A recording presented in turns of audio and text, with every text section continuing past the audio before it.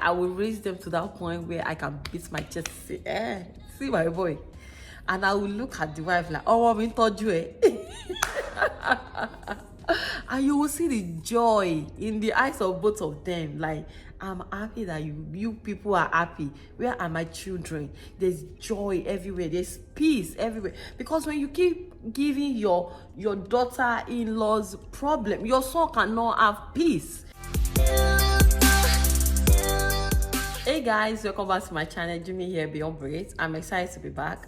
I always say I am excited to be back, and that is actually just true. If you're new to my channel, welcome. I hope you like what you see. Please don't forget to subscribe to my channel, like and engage my content. Comment in the comment section. And if you are not new, thank you so much for coming back. Today we are breaking table. I'm looking for trouble, and it concerns me, but not right now, in future. There is this story I found on this man's page. His name is Pastor Shola. I believe he talks too much, but sometimes many of the things that he says are actually very true, but not all the time. There is no, you cannot agree with one person 100%. You know, you have people that will share your opinion on one thing, you will disagree with them on the other. So I don't agree with him 100%, but majority of his concepts on his page I agree. So I'm gonna read the text. This one is not video, of what we will be talking about. I don't want to make any true on my own. I'm gonna go ahead and read it, and then we'll go into the comment section and then we talk about it. This lady said, Dr. Shola, I want to understand why my husband always tells his mother everything about our marriage and our plans. His mother seems to control him and he allows it. She proceeds to say, last year I bought my husband a car for his birthday. Enjoyment. But he consulted his mother, who advised him not to accept it. Please follow this. I told him that this is not how marriage should work. First of all, you are not supposed to be the one to be telling a man how marriage should work. That is how he think marriage should work. I think you are already in one chance. A man is the carrier of vision of the family. If as a woman you find yourself in a position whereby you are the one telling a man how to run a marriage, or you are the one telling him the vision of the marriage, of the family, you have become the head. This is just like, I'm digressing from the video, like you are not, a man should at every point carry the family. This is what we're doing at this point. This is the season this family in. This is what I'm planning for. Like, that is the work of a man, not the job of a woman. So let's continue. I told him that this is not how a marriage should work, and since then I have kept to myself. Now you realize that you cannot run the home. He's there to run the home. It's his job. Let him do it. If he can't do it, then I don't know. But it is not your job as a woman to tell a man how a family should be. That is a man that knows his job. That is his job. He can't afford to make offering in church or buy the kids anything other than paying their school fees. So I think this is Nigeria, because you don't pay school fees here. If you are paying anything, maybe you're going to private school, and you must have a lot of money to be even going to private school, not somebody that cannot pay offering. This is exaggeration. How is he able to pay school fees and not able to pay offering? Maybe he doesn't just want to pay offering. If you're able to pay school fees, that is some kind of diligent man. In my opinion, I can save all my money to make sure I pay the school fees of my children, but I don't want to buy anything. That is a man that prioritizes his children. I'm analyzing what I'm reading here, right? Credit to him. At least he's not saying, I don't have money, I cannot pay anything. At least he still paid the school fees of the children. A pass mark for him on that. Whenever I offer to help, his mother tells him not to accept it. I believe his mother is even control. His mother even control our sex life. I'm exhausted. Before we go to the comment section, I think maybe this lady have a certain lifestyle that he wants, because why are you buying a car? Well, it is a gift. But if I want to buy a gift for my husband, I will not buy him a car. That is so big. A man should be the one that will buy me a car. Why am I buying a car for my husband? And he's not someone that does not have, you might see it as if he does not have money. Some men know how to keep money. For him to be able to pay the school fees of his children, he have money. He might not just want you to know. Or maybe he's just someone that is very laid back. So did he not have a car before you buy him a car? He might not want a car. And I think sometimes maybe we women need to know how to, take a back seat and let's but I think this lady, from what I'm reading right here, already have oh, this is the car I'm driving, this is the car my husband driving, this is what we're doing, especially in Nigeria. Oh my God, the pressure in Nigeria. You see people here driving 2001 car with peace in Nigeria. They will tell you, get off the road. Who are you? Did you know who I am? What car is that? They boast on, did you know who I am? Oh God, it's very exhausting. Nigeria, class of a thing. Who are you? So I think this lady is more concerned about class. Or why are you buying him a car as a gift? That is a lot. Me, I will not buy anybody a car as a gift. I can buy you something very meaningful, something very thoughtful. Yes, I can do that. But buying you a car, you must have a lot of money. So, and I also think that maybe this lady also have much more money than the husband. And so maybe that is why the mom is uncomfortable. Like, my son should be the one doing all this, not you. That kind of mindset. And I think there's also a problem with that mindset, because there is no guarantee in life that a man will always make money, a woman will not make money. If you are able to work, the amount of how much of success you have in life is not just about you being a man or you being a woman. If you are able to put in work, you're very hardworking, you know your onions, you do your job, money will come into hand of either a man or a woman. And there's some people in general that they just don't have that drive to say, oh, after doing this, I want to do this. They are just comfortable. Like, I have a house, I'm fine, my kids are going to school, we're eating, we are fine, and there's nothing wrong in that.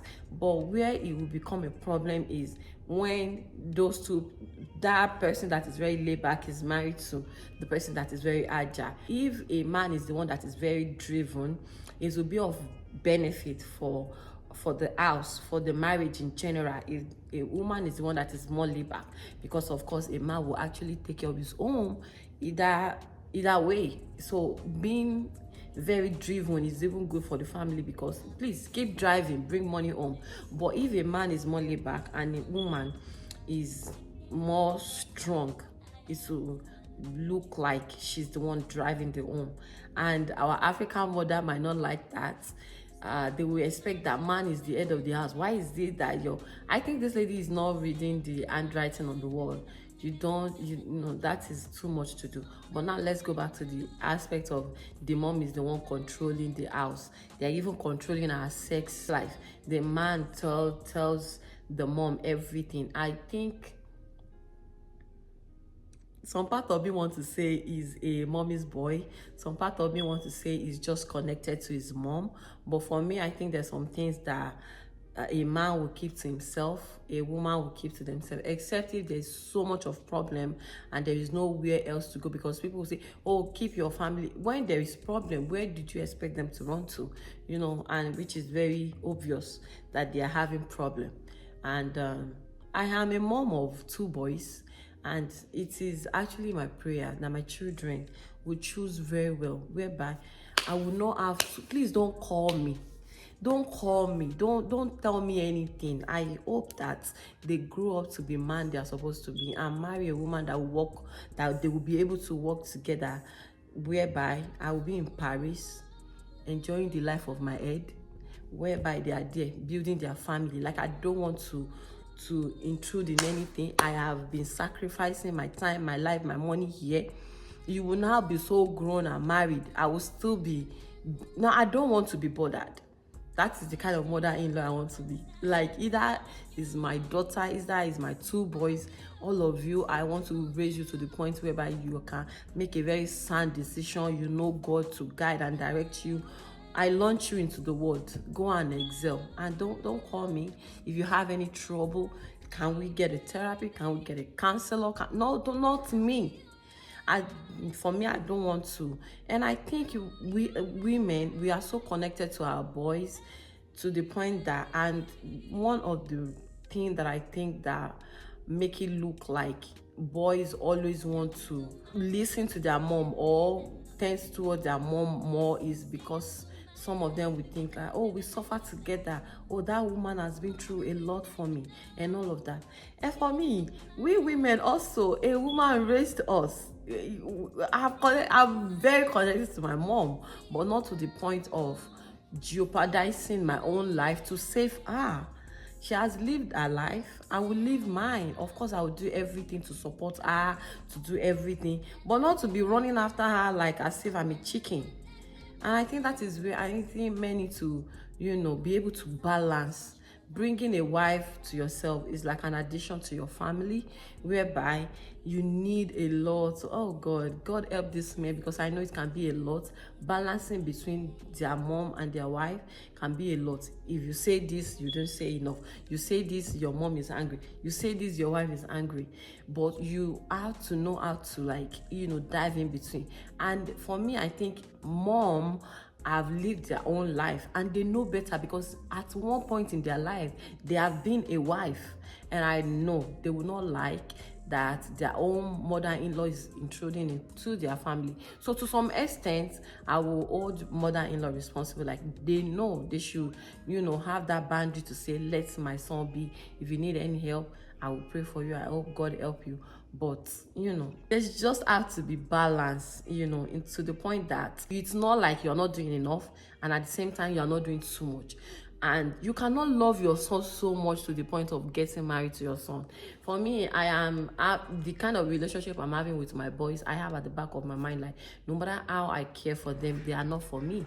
A point will come in their life whereby I will have to step back and let their wife take control. I don't know what that time will look like, but I already have in my mind, this is what I want to do. I don't want to interfere, and I hope that they are wise enough to marry a woman that will give them peace and also make their own peaceful for a woman to dwell in. Like, both of them are able to work together. I don't want to come and be intruding, and then I don't want to be the reason why a woman will say, oh, it's my mother-in-law, because I'm a wife right now. I wouldn't want it. So I wouldn't want to grow to that point whereby I will now become a headache for the wife of. At that time, honestly, I am raising them right now. I don't want to raise them for the rest of my life. I want their wife to continue where I will stop, and then be traveling up and down. Like, I keep saying it, I cannot enjoy myself very well now. At that time, boy, now you have a job on your hand.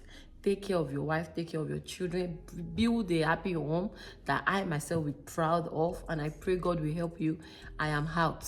Your wife now take place. That is the healthiest thing to do. But I know our Africa culture, we will practice culture and then turn around and say, oh yeah, this is what the Bible say. Bible actually say a man will leave his mom and his dad and cleave to his wife. We do the opposite, quite opposite in Africa. Yet we will be acting surprised if these two people eventually ended up divorcing. You people caused it. I have talked for such a long time. Let's go to the comment section and see what people say. I hear what people say. So the very first comment that is very thought-provoking, it says, and this is from a lady, I believe. She said, these things are easy to condemn when you haven't raised a son. I am raising two boys, and I'm not going to be meddling in their business. Let's get that right. And it's easier said than done. That time has not come, but when I already set my mind to say this is what I want to do, I will walk towards it. Women put in a lot raising kids, especially their son. I am putting in the same effort to raise my boy and my girl. None of my children are getting any preferential treatment. None of them is being pampered specially. I'm not raising my son specially different from how I'm raising my daughter. This is not correct. No, I'm raising all of them. And I'm not raising them for myself. I am raising them to have good life. When that time comes where I will let them go and excel. We have this very toxic mentality. Like, don't get me started. She is probably the one who taught the son about relationship and so that's it. Okay, so you taught your son how to have sex and relationship only to go and be monitoring it. Are you okay? No, this person is not okay. If I taught my son how to have a healthy relationship, so I have to keep going. If you need help, go and consult a sex therapist. You need help, go and consult a counselor, not me. I've raised you and I hope you make me proud. This is actually, this is not true. Truly, there are times when mother-in-law overstep their boundary, but don't think you wake up suddenly one day and break the bond between a son and a mother, all in the name of marriage. I think we need to know that there's season in life. In the life of my two boys, this season that they have right now is that I am in charge of their life. I'm raising them, taking care of them. A season will come in their life that I will have to take a back seat and let my boys and the wives live. Boundary. Know what I raise my son. You cannot just come and break. Which bond? They are forever my children. There is nothing that will make me say they are no longer my kids. And I'm not even going, for me, that's what I would usually say is I will not put myself in a position whereby I'll be disrespected by my children's wives. You will not even see me where you would disrespect me. Because I love myself so much, no single disrespect will come to me. And I hope my son will be wise enough to also know that, oh no, don't do that. Or my son will also even marry somebody that is not disrespectful. I myself also will not disrespect myself. So there's no point of saying you just want to come into marriage and think you can. Which bond? That bond, nobody can break it. And it is not in the name of me stepping into their home to say, this bond must not break. Don't do this to break it. No. Another bond needs to be created. And I need to step out of that line to let that bond continue. Because my own bond now, we might not be having sex with me. You need another bond that is stronger than, I don't know if I would say that is stronger than mine, but that is necessary at that time. That my own bond will probably is not needed as much as the new bond that is going to need. I don't know how we think sometimes. We should look for a way to build a better relationship with both. That is the only line that I agree with. Better relationship, because this is an addition to my family. Now I have a boy that will bring another wife, that they will have grandchildren, that we are expanding, and all of us need to know how to follow peace with all men, follow peace with ourselves so that we can see God. Follow peace, not me saying, oh, you cannot come. What? I will be too busy enjoying my life. No, we will not do that. Next comment. You marry a boy. Why give your son's hand in marriage when you are not ready to let him be a man? Why can't you just marry your son? Why let your boy marry when you know you're not ready for him to let go? Because when Yoruba will say, "Tomoba to loko man loko," your boy will get to a point where you know that yes, he's ready. And God willing, my house will be so far from the house. Even if we are in this abroad together, so far, we will not see. It will be FaceTime. It will be calling. And you cannot be calling me every day. There are some men that they say they call their mom. Calling me every day for what? Go and call your wife. You can call me once a week to check on me. How you doing? Pass the phone to your wife. I hope all of you are doing fine. Goodbye. Have as much enjoyment as you can have it. Very simple.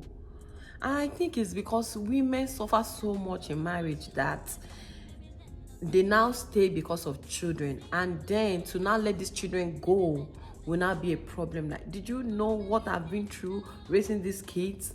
Why are you raising them? Did you raise them for yourself to just be your boy forever? You have to let them go, and because in letting them go is where your own joy is, because that is another level of success for them and another level of achievement for you to see them doing well. And I don't know, we have so many toxic practices in Africa, in Nigeria, that is affecting marriages. Yet we'll be saying marriages are breaking. We are breaking it with our own hand. And then we'll say it is the enemy. Which enemy? Another man say you marry a man's boy if man not by now. If mama not by now, you won't enjoy your husband. Eje Jesu. I beg, me mama not by you. No. No. That is not no. Me, I know I don't agree to that. Mama Paike, no. Don't worry about the why. Just focus on how to get closer to the mother and systemically gain influence over her. That way, you'll be indirectly controlling both the mother and your husband. Why are you doing controlling who? Let me read comment on that. Somebody say, who get that kind time? How long do we have to live on earth to stress yourself over pleasing other people? Who have time to systematically trying to appease the mom, appease the husband, and then be controlling both of them? That is not healthy, because it will get to a point whereby it will not be sustainable, and then it will cause more problem. Everybody should just behave themselves. Mother-in-law will know their space, wife will know her own space, husband will know how to, be a son to the mom and be a husband to the wife without causing any problem. Let me see if I can have one more. Story like this makes me wonder if this mother-in-law were also treated badly by their husband's mom. Hurt people, or she just lack a deep sense of self-awareness. No, it's a problem in Africa whereby I suffer so much over this kid. So never will anybody come and nobody is collecting it. It's another level, and I think we don't have that understanding. Some have it, not generally, but at least based on this story. We wonder why marriages are breaking. I have 2 boys, and I hope one day they will get out. I will raise them to that point where I can beat my chest and say, see my boy. And I will look at the wife like, oh, I'm in touch with. And you will see the joy in the eyes of both of them. Like, I'm happy that you people are happy. Where are my children? There's joy everywhere. There's peace everywhere. Because when you keep giving your daughter-in-law's problem, your son cannot have peace. There will be problem everywhere. The peace you in even these mother-in-laws, they are older.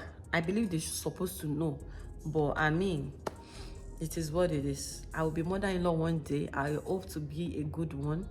I hope to really be a good one. I'm working towards being a good one. It's one of my and that's why I like that I have a boy and I have a daughter. I'm so glad that I have both of them. That way I can be mother-in-law on both sides and see how it feels like. I look forward to that time, and I hope I do a good job.